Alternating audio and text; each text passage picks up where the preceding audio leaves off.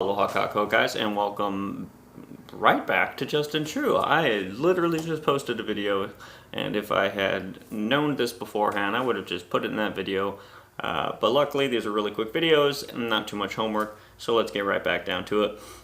A little news going on with Russia right now. I'm sure most of us have already heard at this point. I'm late breaking. I had too much of a New Year's Eve evening and then fishing trip today.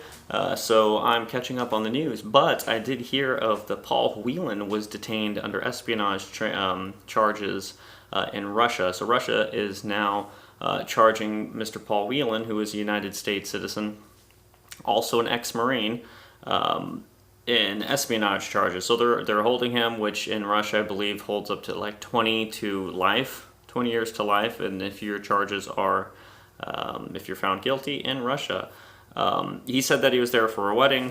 Putin did not buy that, and the FSS, which is the Federal Secret Service of Russia, arrested him, and I think it was 3 days ago, and they just released the info today to his family and to the general public. As most of you guys do know, that Maria Butina is still in United States custody. She did willingly admit to being a Kremlin secret agent sent by Russia to do espionage within the United States politics. I believe we arrested her sometime earlier this year. She is actually cooperating, and she will be having her court date sometime in the near future. A lot of people are saying that this is in response to that. I just say it's just kind of how it goes. These things are pretty common, not so much between the United States and the U.S., and it's definitely seeming like with the borders being up, with our deal with Israel and Croatia and Turkey, us pulling out of Syria, it does seem like we're warming up for another Cold War. Not war, but a Cold War. Other than that, it seems, again, all of the armaments that we're sending into Israel are somehow ending up in Croatia. They're ending up along the Ukrainian border.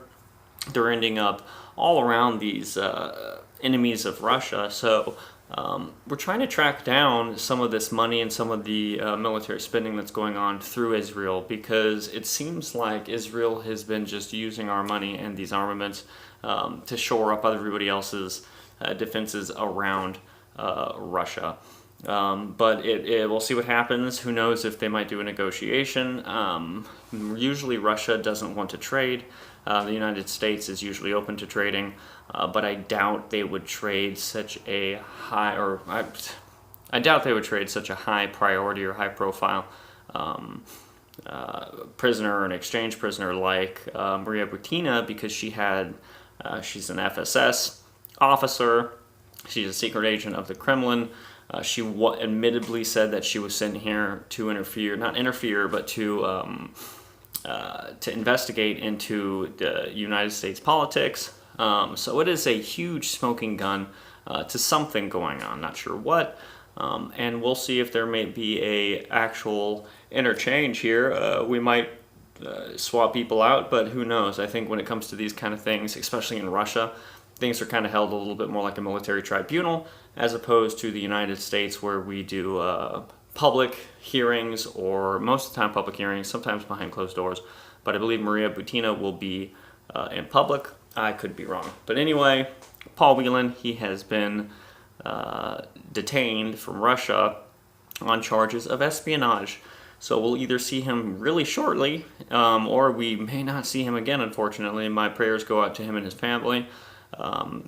Something to take into account, he was an ex-Marine. He was active duty. You know, he does have wartime experience. So who knows what he was actually doing? If he was there for a wedding, I can't understand why or how Russia would just detain this guy for no reason. They could just be looking for a way to get their gal back, Maria, or it could be a legitimate threat. Who knows? We'll see how this plays out. But anyway, mahalo nui loa for coming in. Hui ho until next time. Sorry for the two really short videos, but I just thought I'd get this out there. Thanks. Have a good night.